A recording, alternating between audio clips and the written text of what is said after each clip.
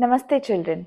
Today we are going to learn how to draw a beautiful Lord Shiva's temple using just a ruler. So I hope you guys are ready with your ruler and drawing sheets as we are about to begin.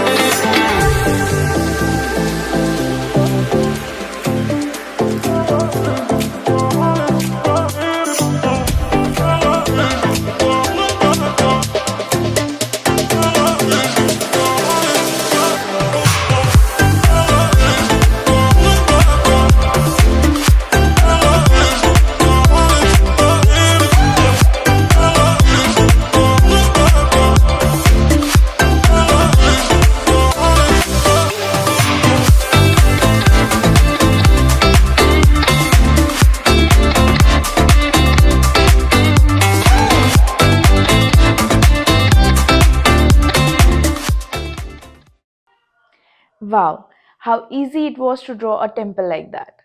I hope you guys are enjoying, and before you leave, I would like to ask you a simple question. Where do you think is the biggest Shivlinga in the world? The biggest Shivlinga is located in Mahamrityunjay temple in Assam, India. So I hope you guys will visit it sometimes when you are in India, and I'll see you in the next video.